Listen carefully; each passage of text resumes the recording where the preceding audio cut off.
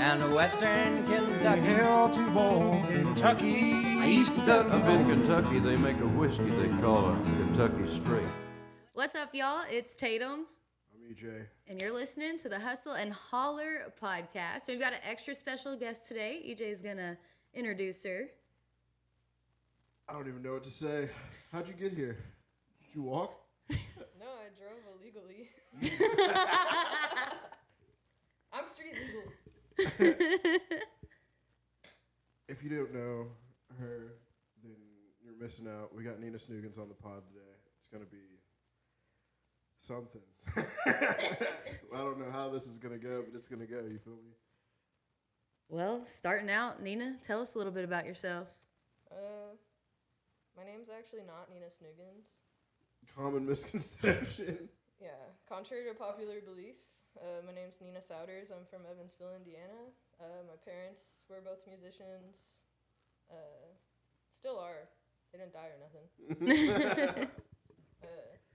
But yeah, my dad plays accordion and travels a lot, and my mom, she used to play in like classic rock cover bands and stuff when I was like a little kid. So they kind of showed me the way. Now I'm here. Hell yeah. So, obviously, we've all been friends a long time. We've all been through a lot together. It's crazy. Yeah, no, it's crazy to be sitting here doing this with you. How'd you get started, like, in all this? And, you know, like, at this point, it seems like it feels like I've been watching you play guitar for years now. But, like, it's, you know, there's a story behind it. I finally learned a G chord after 10 years. I'm proud of you. But, like, where did you get your start, you know, making this music and growing into the artist you are now? And, like, where did it all begin? I got my feelings hurt really bad. I was like, okay. I just, like, didn't want to scream into the void anymore, so I started writing songs about everything that I was feeling. Yeah, we lost a bunch of people, and I couldn't really, like, I felt like I couldn't relate to people, and then I started writing these songs, and a bunch of people will come up and be like, oh, we're so much alike. It's been nice. Yeah, I mean, we're friends in real life, so I did my best to not listen. I did my best to not listen to your music for a long time, but it became impossible because you're just that fucking talented. Like, I mean, you know, I tell you all the time, and I really believe it. You're one of the greatest songwriters to come out of this part of the world, maybe ever. And you know, to start from there, don't look at me like He's that. not contractually obligated. He really thinks this. They've got my people locked up somewhere. But it's, you know, especially in the last year or two, the growth has been crazy. You know, and I think anyone who follows you can see it. So where do you feel like you're going?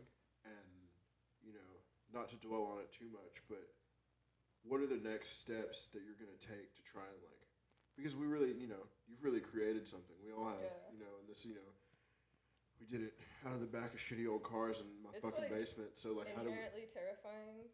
Yeah, dude, it's scary. Like, the possibility of being, quote-unquote, successful. Because we didn't think we were going to be here, period. Like, at this point, the odds were against us for a really long time, and still kind of are.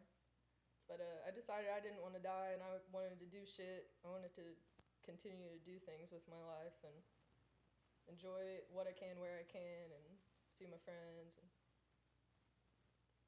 So, you didn't answer my question. What's the next steps for you? Like, what do you think? What do you want? What are your goals for this? Like, what are your actual goals? Because we talk about this shit all the time. There's just a live mic in front of us now. Yeah. So, like, what do you... People will ask me this a lot, and I think a lot of us are in, like, a limbo. And it's not that I'm afraid of going forward. It's that it's hard to imagine. I don't know what to expect next. And that's kind of a fun part. Keeps you on your toes. Yeah. But I don't think that I necessarily am doing this to, like, be famous or, like, get money by any means. I do this shit because I love it. I love, like, the people in my country. And this is not the line of work to get into if you want to get money. No. Hell no. I talk about stuff. I have opinions, and a lot of venues don't like that. Yeah, I mean... But, Well, That's I have no choice. yeah. I mean, that's what I was gonna say though. Like, that's what makes you like an even better songwriter. Like, obviously, you're a great songwriter, but like the depth of what you're talking about and the relatability as well, because you are touching subjects and topics that like fuck some people just don't want to talk about, Yeah. and it's a privilege that they don't have to talk about it, and you're putting it in a way for people to listen to and relate to and then spread the word. Yeah. Period. My mom like kind of made me cry the other day. She's a substance abuse counselor, and her friend played one of my songs in one of their groups, and she said that like 16 people stayed after to actually like discuss the song, and it like struck a chord with them. Yeah, I was like, damn, that's who it's for. exactly. yeah, That's I what mean, it's about. I mean, anyone who's ever heard you play or heard one of your songs can speak to how genuine they feel. And like she said, I'm not contractually obligated to say any of this. It does feel like it's especially like I said in the past year, it's starting to like resonate more, not only with the target audience but like with other people. Like I played your music for strangers, and everyone can see that it's different. It's not something that happens every day. Yeah. I've I've had Trump supporters throw a 20 kick before. It's the craziest thing you'd ever seen. I got a message recently from like that Ballad of Aaron Bushnell song. Yeah.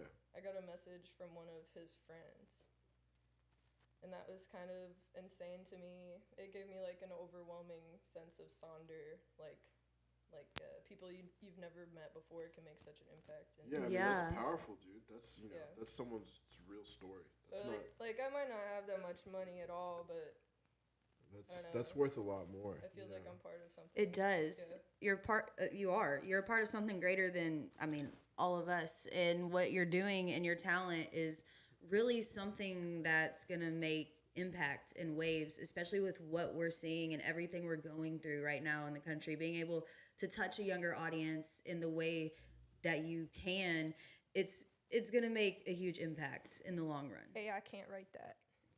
No, not at all. You feel me? And people don't understand until they listen, and they really listen deep to what you're talking about. It's insane. That show at the Monarch that we did. Yeah. That was the first time that like not everybody was getting shit hammed, you know. Yeah. Everybody actually sat and listened. It, I got shit hammed at that show. That's okay. They don't even sell booze there. Yeah, that was crazy. That place is so cool. Yeah. The Monarch It's is so that cool. place, literally, that show, everything, like that whole night literally inspired me to like, that's my like 6-year goal. Yeah. Like something Yeah. like that needs to happen The on this lighting. side of It was just, it the felt state. like, honestly, I grew up going to church, and that's what it felt like. I felt like I was in church. I've never been drunk in church, but right. that's how it felt. It was so intimate, and it felt like it was honestly a spiritual experience.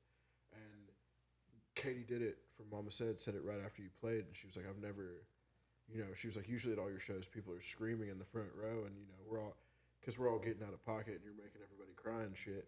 But it was insane to hear you in that Literally. environment, and like it really to watch people that didn't know you, because there were a bunch of strangers there, just from off the street. It was interesting to watch them react to you, because you get kind of jaded to talent once like we hang out all the time, we talk every day down there, so like you get, I'm blessed and fortunate enough personally to be around a bunch of talented people all the time, so it's like, but like watching other people take you in was crazy, especially in an environment where they can like really hear you, and it's not just a bunch of us acting a fool. There are also like other people from Indiana there. Yeah. We got to play like Hoosier music. Yeah. It's really cool too, because I mean, Here's your music. it's really cool too though, because like I saw you then at Monarch, and then at your brother's bookstore a couple weeks later, and like, It's bitch, like called your you're brother's bookstore. Nina does not have a brother with a bookstore. yeah, it's called your brother's bookstore. At all. Really cool spot in Evansville. Check it out. Yeah. Anyways, Nina performed there. You performed there, and like just the growth in like that short like period. Like every single time that I see you, it's insane how much better you just keep getting and getting. Talk to me like a little bit about that. Like, what's the practice like? What's it feel like to be able to make that growth and see it within yourself? Okay, actually, I had a buddy who did like a live recording of one of my sets maybe like a year ago, and I listened to it a few weeks ago, and I was just like unhappy with how it sounds, and that was just like proof to me. Is EJ pissing right now?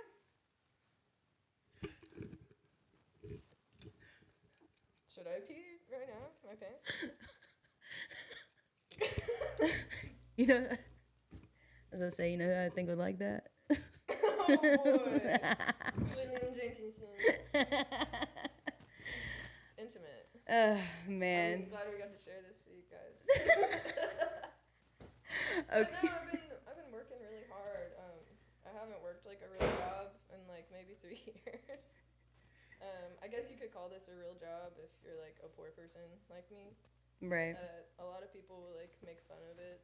Yeah. But I don't know. It's the only thing that feels good and right in my life. Yeah. So And that's important, I you know? stick to that. Like EJ said, it's like church. It's like Yeah. church for me. Like go outside, sniff a tree. You know what I mean? Yeah. Play a little song, Yeah. and I feel better. We heard you pissing the whole time, by the way. That's sick. Well, I drank 6 beers before this Thanks podcast. for that. Oh, yeah. What kind? Bush Light. Sponsor us. Give us some money. So, Nina, just going into more, you know, we've talked about it. At the Monarch, you had really cool, intimate show. Then most of your shows are a little rowdy. We're going to have some fun in the Check out the basement Monarch tonight. in Louisville. Yes. It's a listening room. Look that up. It's the Monarch Music on Instagram. I can't remember what the Facebook page And is. they are a nonprofit. Super, super cool. Big shout out to them. But, you know, Nina, for you, you've had all kinds of shows, intimate shows, coolest shows. I mean, Willie Stock this year, you had EJ's bitch ass crying in the corner. It's crazy. Crying. We love to see it. There is no photo evidence of any of that. If you produce any, you will be terminated. Fired. Outside of that, though, you know, what is that experience like for you? Whether it's intimate, whether it is, you know, the rowdy crowd, being up there and being able to just put those messages out through your lyrics. What's that feel like? When I first started playing music, I almost was like holding on to my grief in a way that it was just my own, and I Right. didn't want to share it with anybody. And like opening myself up to the thought of sharing that with a bunch of people who feel very similarly, it's like this threshold that I had to force myself through if I wanted to like stick around and keep doing this. Learning that other people do the same shit as you all the fucking time, whether or not you guys are like Right. from the same spot. Like I can go anywhere and meet the same person Yeah. somewhere, but also like their lives are entirely their own.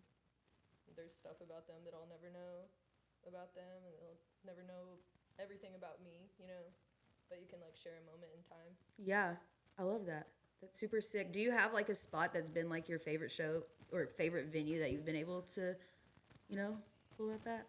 The answer is my basement. No, she actually hates doing that. You're really lucky she's still doing it.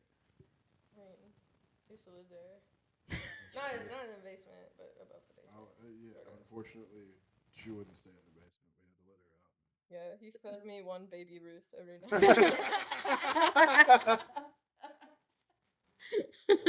I'm trying to think. Muddy Roots was probably like one of the bigger things that I've done. And that was I went for the first year a couple years ago, and then they saw me like drunk playing the banjo on the grass. Oh, sick. And I had already sent them like 100 emails, and I was like, please let me play. Please let me in. And then they're like, we've been trying to find you. It's like, well, I sent you a bunch of emails. But we filled up the tent. We filled up the tent over at Willie Stock too. That's special in another way. That's like family versus like Right.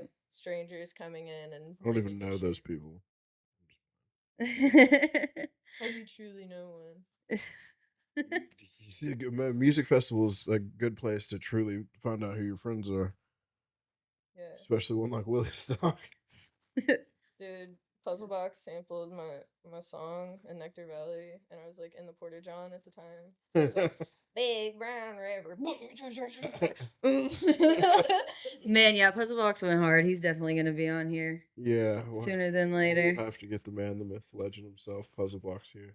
It was crazy. He sent me those forever ago, and he was like, "I don't know what I'm going to use these, but I'm going to use them." And then He literally caught me with my pants down. Oh, you just touched a little bit on Willie Stock, and you talked about how it is different and that's family. Overall, if you're tuned in right now and you've never been to Willie Stock, join us next year, Willie Stock 2026. But Nina, talk to us a little bit about that and like the experience of Willie Stock and what it really means to you to, be a part of that. That first year, like I said, I was angry, I was upset, grieving really hard. And then we put out like a little birthday shrine for him, and then that was like the eve of his birthday. And then past midnight, we looked up in the sky and saw Aurora Borealis, so crazy. And I'm not like all ooh kumbaya, Are you but not? that was like the most ooh woo like kumbaya thing close to in my life. Yeah, I don't know. I'd It have was to just, like, agree. little weird, unexplainable things that'll happen when you get that many people in the same spot. Who are like minded. Yeah, it's it We're not a cult. We are not. It was crazy. You're right. It was. But I've never experienced anything like that either. It was never. I mean, it was. It's definitely felt like something was to have that many people in one place and to feel like that was everywhere and everyone that was there was supposed to be there in that moment is a very unexplainable and unattainable feeling, and it's probably something we'll be chasing for the rest of our lives. My pops ran to my tent to come get me because I was like freaking out, kind of having a breakdown at the time. You? I was like, yeah, Breakdown? imagine that. Imagine that. But he was like, knock, knock, knock, Nina, open your tent. And then he was like, there's some shit in the sky you really want to see. I was like, I don't know. That's exactly how your pops talks. I don't really want to go. And then we went over there, and he just like pulled me in. He's like, I think that's our friend saying hi. Yeah, that's I was like, but it's also really sweet to share that moment with him. We gotta get Pops on here. I bet he's got some stories for us. oh. I might have like a long lost brother or sister in Prague. Only one? I don't know. So diving into that, talking about your pops, tell us me a little bit more about that because starting off, you opened up with talking about how both of your parents are musicians, and that's kind of how you started. What was that like growing up and then transitioning into where you are now? Let's see. I think I got my first guitar when I was like, I don't know, 11 or 12. It was like a shitty cobalt blue first act electric guitar. And I learned like a G chord because my mom was teaching it to me. My dad, I still have to give a guitar lesson at this point because he's like an accordion man. Right. But mom taught me my first guitar chords, and this lady named Shashi. Shashi was really cool. You guys would love Shashi. I think she lives in Tennessee or some shit. But anyways, I'm getting off topic. You got it. Bring it back. I play the guitar.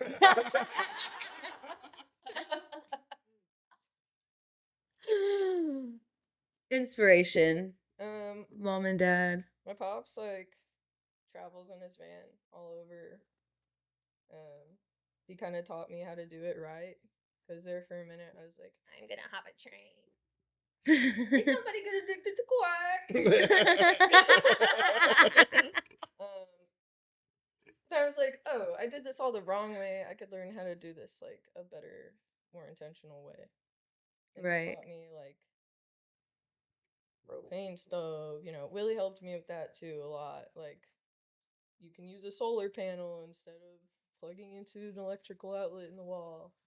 It's not always the most comfortable option, all of this stuff, but there are like alternatives to everyday ways of life. Right. It's really cool to be able to have parents that have kind of shown you that way and helped you along the way. Yeah.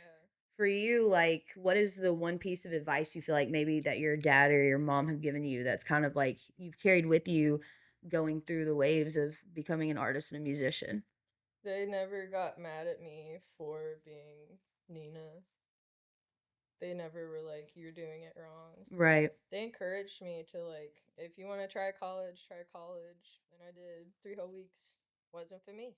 Yep. But picked up this music thing and they never told me it was stupid or like something that I shouldn't pursue. They're like, if you're here and that's what you want to do, you ought to just go do it. Right. But not everybody has that. No, It's yeah. really unfortunate. I'm very lucky to have them. That's sick. And like from there, you've been working hard on music. I know you've got some stuff coming out soon. What's that process kind of been like for you once you do record your new album and all that jazz? Whenever people ask me about songwriting, I'm like, it's like building a house. They're like I take a few weeks to actually finish building the house. So you gotta build the walls and put little windows and screws and everything. But I don't know. I'll get like a phrase stuck in my head, and then I'll be like, okay, what else am I pissed off about? And then I just write it down. Sometimes it sounds like shit.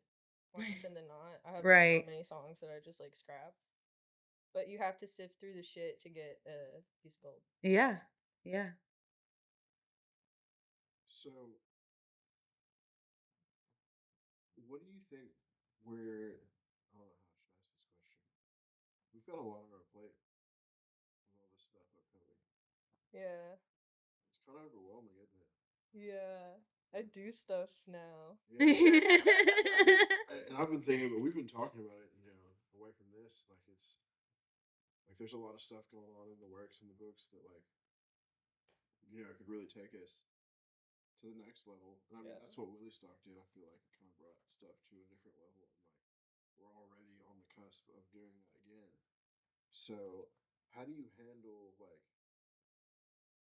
Because I know you're sober now and quit drinking. So, like, how do you handle like the anxiety and like just the sheer fear that comes with that, Yeah. especially going forward? Like, because as it gets bigger every day, it's harder to like, it's harder to navigate all these people you meet, all these people you talk to. Like, you know, once you start doing stuff like this for a certain amount of time, people start to just want stuff.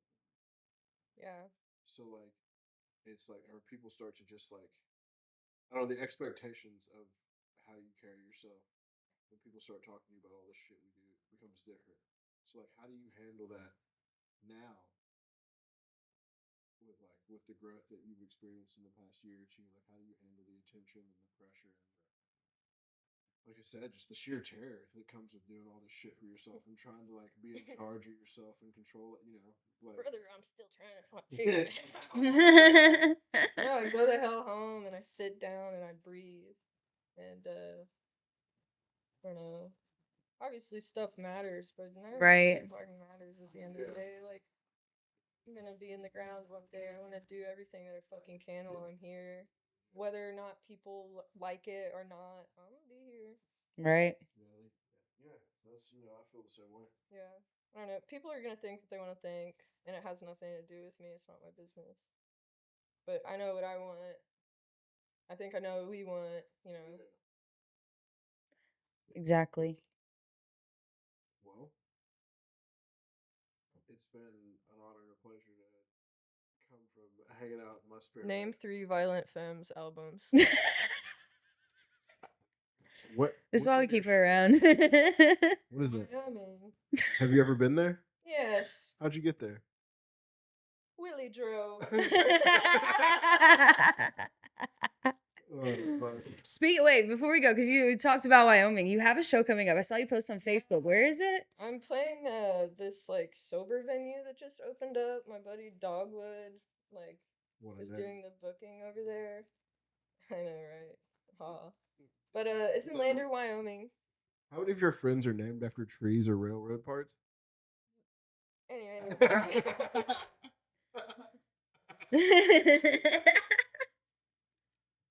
It's in Lander, Wyoming. It's a place called the Wave Hard.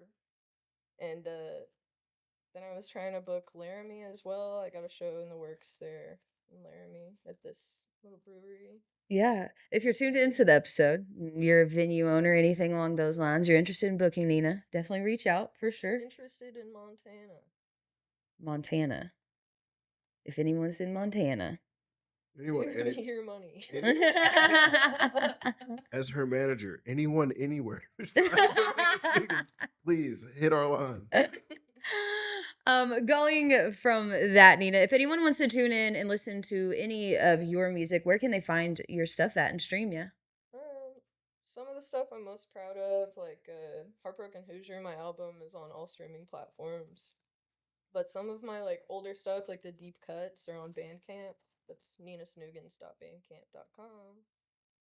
It's actually like it's pay what you can for each song on there, so you can get the music for free on Bandcamp, or you could donate if you Give want. us your money. Give us your money. Buy her merch. I have t-shirts. Seriously, they are super, super sick. And outside of that, Nina, you are going to be performing in the basement on September 5th. It's really Nina's basement. We just let y'all perform in it. I'll remember that.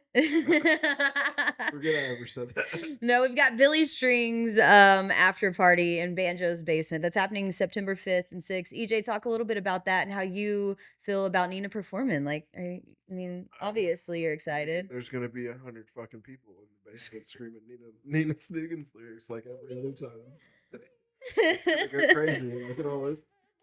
Yeah, it's a whole bunch of that shit. It's gonna be insane. We've got some bands coming from out of town. Mama Said will be there that Friday, and Saturday we're gonna have a band from Arkansas. That's another band. Arkansas called Front Porch. They're up and coming. They're awesome. They're sick. They're one of my favorite bands out right now. They're amazing.